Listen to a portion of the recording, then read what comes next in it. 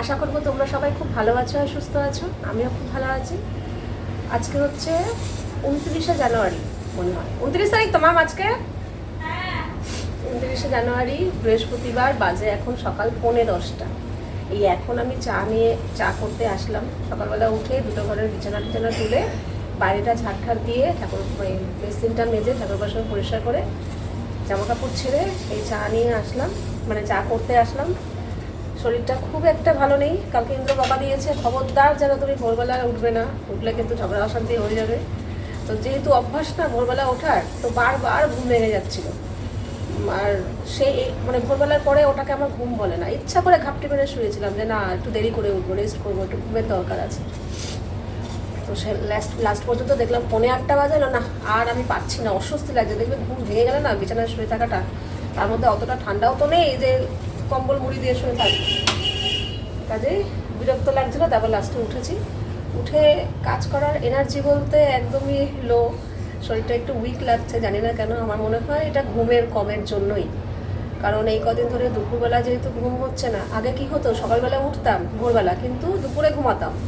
তো এই টানা কয়দিন ধরে তো যবে থেকে পূজা আসছে না, আমার তো দুপুরে ঘুম বন্ধ হয়ে গেছে।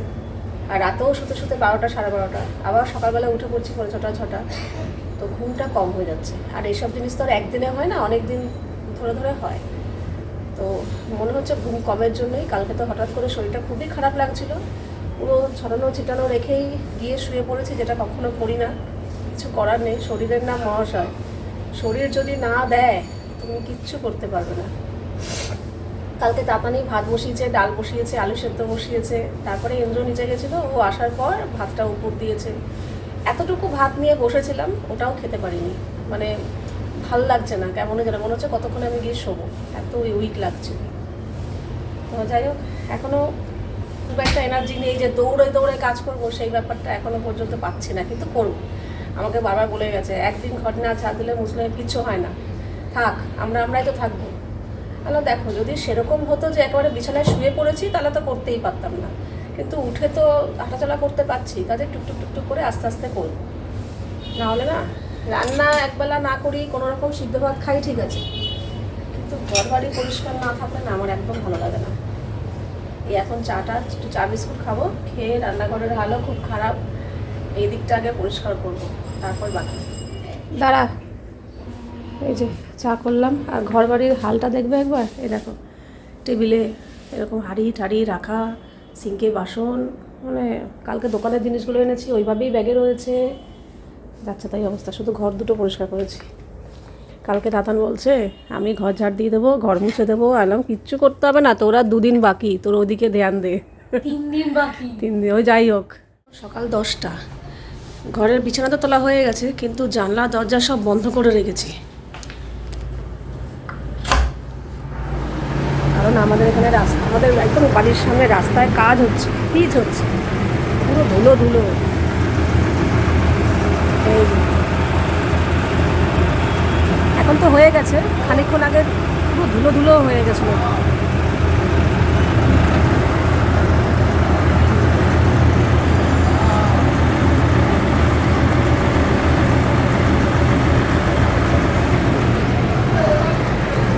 দেখাই, এই যে বগনভিলিয়া গাছটা এনেছিলাম না, পুরো ফাঁকা ছিল। এখন আবার দেখছি এই যে সবে ফুল ফোটা শুরু করেছে, মানে একটা দুটো। কালারটা খুব মিষ্টি কালার, পিঙ্ক কালার। আর এই যে এই গাঁদা ফুলটা তো মানে কি বলবো, একই জায়গায় 3খানা ফুল একসাথে, এত ভালো লাগছে কি বলবো। আর গোলাপ গাছের কুড়িটাও কিন্তু বেশ বড় সড়ো হয়েছে, ঠিক আছে। আর সাইড দিয়ে আরও নতুন অনেক পাতা গজাচ্ছে। আর এই যে মানি প্ল্যান্টটা খুব বেশি তরতরিয়ে বাড়ছে না, কিন্তু মোটামুটি আগের থেকে একটু বেড়েছে। এই ফুলটা আবার ঘাড় নেতিয়ে গেছে, ভাঙেনি, দেখো সোজাই আছে, ভাঙেনি, কিন্তু ফুলটা ঝুঁকে রয়েছে নিচের দিকে। আর এখানে তো একটা ছিল, ওটা তুলে নিয়েছি। আর এই একটা বড় তুলসী গাছটাও বেশ বড়সড় হয়েছে। আর এই ফুলগুলো তো আছেই, পিটুনিয়া একদম সুন্দর ঘুরে ফুল দিচ্ছে, কালারটাও ভীষণ সুন্দর প্রত্যেকটারই। এই যে এইটার আবার প্রথম না এরকম শুধু এক কালারের হচ্ছিলো, এই যে একই গাছে এরকম এক কালার, আবার এরকম, কি ভালো লাগে না পিটুনিয়া, আমার এগুলোই বেশি ভালো লাগে। এরকম দেখো, এই যে এগুলো বেশি ভালো লাগে। এক কালারের থেকে। আর এই যে আরেক রকম, এটাও ভীষণ সুন্দর। দারুণ দারুণ, এগুলো দেখেই যেন মন শান্তি লাগে।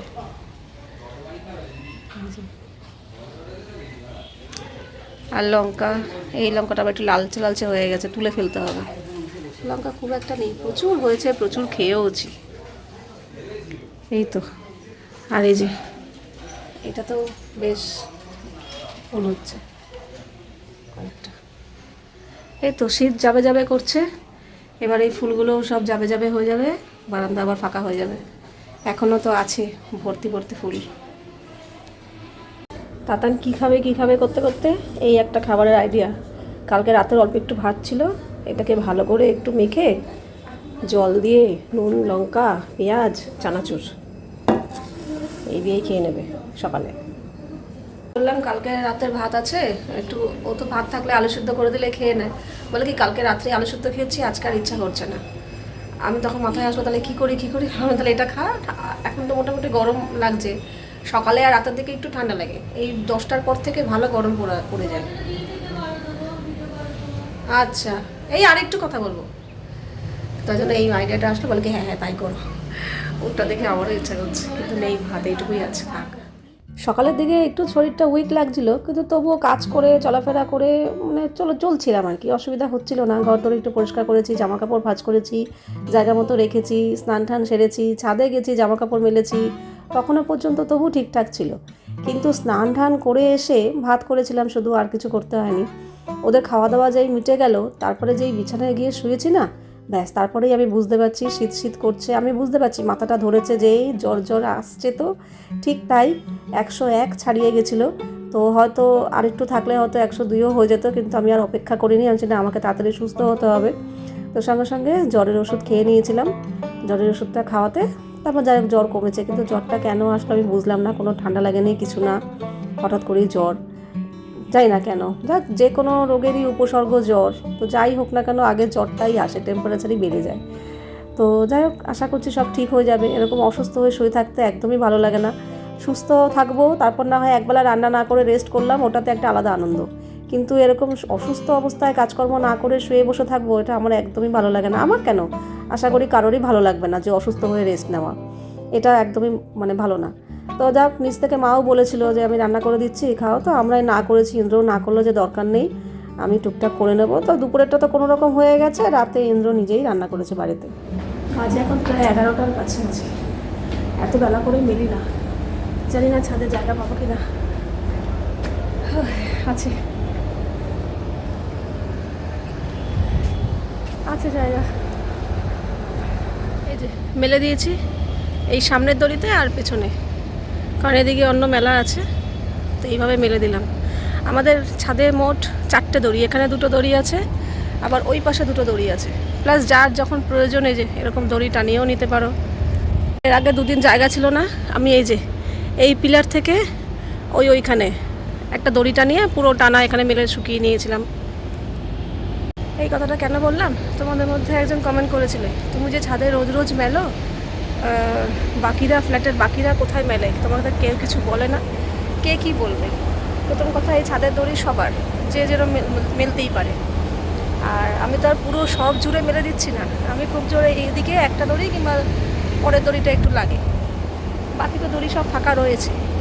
আজ এটাও হতে পারে, যেমন আমি যখন প্রথম মাঝখানে 2 দিন ছাদে মেলার জায়গা পাইনি, পুরো ভর্তি ছিল, আমি কি কাউকে কিছু বলতে গেছি? আমি আমার নিজের মতো যে এখানে দড়িটা নিয়েছি, ওই পাশে দড়িটা নিয়ে মেলে শুকিয়ে আবার দড়ি খুলে নিয়ে চলে গেছি, আবার প্রয়োজন পড়লে আবার মেলে টানিয়ে মেলে নেবো, কে কী বলবে? সবাই যে যার মতো মেলবে, যার যেরকম সুবিধা, যার যখন প্রয়োজন।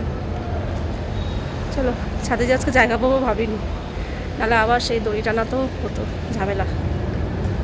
দোকানের জিনিস অর্ধেক জিনিস সরানো হয়ে গেছে, আর এগুলো সরানো হয়নি। এখানে চাউ আছে, তেল, মুসুর ডাল, এখানে একটু সরু চাল আছে, লাইজল, আর এই ঘরের রোজকারের চাল।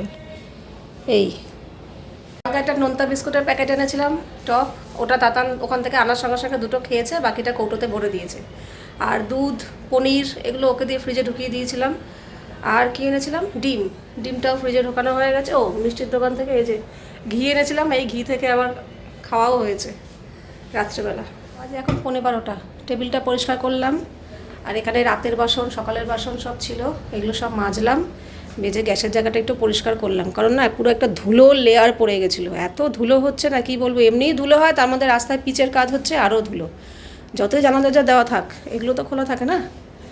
সব কাজই মোটামুটি করলাম, একটু ধীরে স্থিরে রয়ে শোয়ে, কত হুড়োহুড়ি দৌড়াদৌড়ি করিনি, সবই কমপ্লিট। শুধু ঘরটা মুছতে পারলে ভালো লাগতো, মনটা একটু পরিষ্কার লাগতো, ফ্রেশ লাগতো, কিন্তু ঘর মুছতে পারবো না।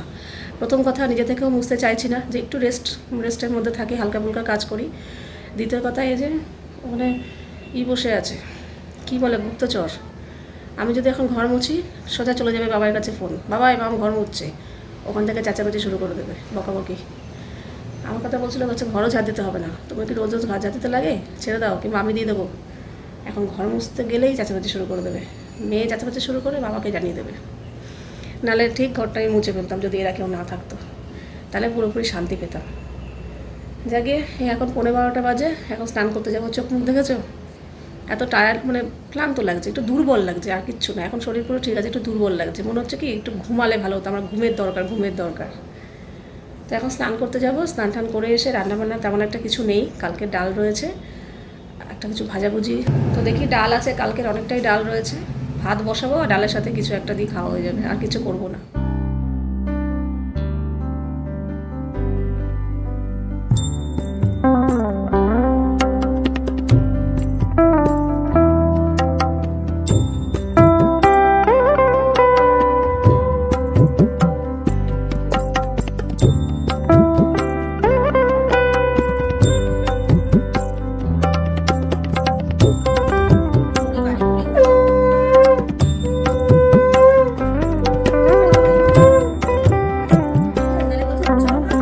খেতে বসেছে, আমি এখন খাবো না, কালকের আমাকে তোকেই খেতে হবে, কতটা খাবি বল। ও মাম খাবে না? না না, আমি এসব খাবো না। ফুলকপি আর মুগ ডাল দিলে ভালো হবে। আর এই শুকনো লঙ্কাটাই যে আমি না ভাই, বল কতটা নেব। আমি খাবো তো এটা। বল আমি তো শুধু এমাম খাচ্ছি, তুমি তো ডাল বলছি তো তুই বল। এমাম, ওই কৌটো থেকে কালকে যে আলু ভাজাটা আনলাম না, ঝুড়ো প্যাকেট, ওইটা নিয়ে আয়। কালকের মুগ ডাল করেছিলাম শিম দিয়ে, সেই ডাল, আর শুধু আজকে ভাতটা করেছি। ও এইটা। ওপরে হ্যাঁ, ঠেলা দে, একটা প্লেটে ঢেলে দে। এই আমার মধ্যে আলু বেশি আছে, এই নাও তুমি এটা ফুলকপি খাও। কালকে এই ঝুড়ো আলু ভাজার প্যাকেটটা কিনে এনেছিলাম রাত্রেবেলা, একটা এই প্লেট নিয়ে আয়, প্লেটে ঢাল। তাই ভালো হয়েছে, এরকম ওটা আমি আগে খাই কি বল। কি জানি হয়ে গেছে, আমি করিনি ইচ্ছা করে, হয়ে গেছে। ও আমার ভালো লাগে না। কেন, তোর আবার কি হলো? মাম থাকলে কত ভালো হয় আমার। তাই চল ওর উপর একটা দায়িত্ব। মাসি রেস্ট নিচ্ছে, একটা মাসি ছুটিতে, এই মাসেও অফিস হয়ে গেছে, কি করবো বল। দুটো মাসেই ছাড়িয়ে দিই। তাহলে কাজ করবে কি? হ্যাঁ, তোমাদের অবস্থা খারাপ হয়ে যাবে। এই যে পাশে বসে বসে যে তোমাদের বলছি এটা করো ওটা করো, দেখো কিছু এই ঢেলেই যাচ্ছি, নষ্ট করিস না, বাবাকে দেখিয়ে দে। বাবা এটা তো হয়ে গেল। লাগবে ওটা বাবা? প্রচুর খায় না বাবা, কালকে তো অনেক খেয়েছে। ঠিক আছে, খাওয়া শাশুড়ি বলেছিল। এই যে এখন ঠাম্মি এসেছে, মাম এখন শরীর খারাপ, মামকে দেখতে এসছে। এখানে একটা হনুমান বসে আছে, বাদর। আমি কাত, আচ্ছা পুরো কাত হয়ে গেছি। মার মুখটা দেখা, মা কাত হয়ে হ্যাঁ, গেছে। আমি কাত হয়ে গেছি। মার মুখটা দেখা। পেশেন্ট দেখতে এসছে। তুই এবার আয়না দিয়ে কি দেখছিস? পড়াশোনা কর গিয়ে, উপভোগ করে। পড়াশোনা কর গিয়ে। এরকম ফোনটাও দেখতে ভালো লাগছে না, জানো? অন্য সময় একটু ফোন নিয়ে বসে থাকি, শরীর খারাপ ইচ্ছাই করছে না, মনে হচ্ছে চোখ বন্ধ করে বসে থাকি। আসলে শরীর ভালো ফুচকা খাবে ছোট বাবা, ফুচকা কি অসুখ দেখো। ছোট বড় এখন ইচ্ছে করবে। ঠান্ডার সময় কি বলে, ঠান্ডা লাগলে, শরীর খারাপ লাগলে ফুচকা খেতে ভালো লাগে, ঝাল ঝাল। লঙ্কা ঝাল আলু দিয়ে মেখে, চুপ কর। টক জলে চুবিয়ে। হ্যাঁ, কদবেল মাখা। দেখছো এই কদবেল মাখা, আমাকে সবাই মিলে কি করছে, কদবেল মাখা, চালতা মাখা, দেখছো কুলের আচার। আর দাঁড়া পেয়ারা মাখা। পেয়ারা আমার কত ভালো লাগে না, খাস অত টেস্টি না। কদবেল মাখাটা মানে একদম জিভে জল চলে আসে। ব্যাপার। তোকে আয়না দিয়ে দেখা যাচ্ছে যে তুই দেখ। আজকে বাবাই আজকে ডিনারটা করছে, এই যে এখানে রুটি করছে এখন, আর এখানে তড়কা করেছে, তড়কা হয়েও গেছে করা। তড়কাটা কি ভালো হয়েছে, আমি এখন খেলাম, কি ভালো লাগছে। হেভি হয়েছে হেভি। মাই শেফ ড্যাডি আজ রান্না কর রাহা হ্যায়। এখানে নিজেই রান্না করেছে, নিজেই খেতে বসেছে। আমার মেয়েটাকে দেখা যাচ্ছে না, এই যে রুটি তরকা, আর তরকা আবার শুধু তরকা করেনি। হেভি হয়েছে, মানে এটা স্বাদ অতুলনীয়। তোমার মতো তো হ্যাঁ, কে করেছে? বাবা।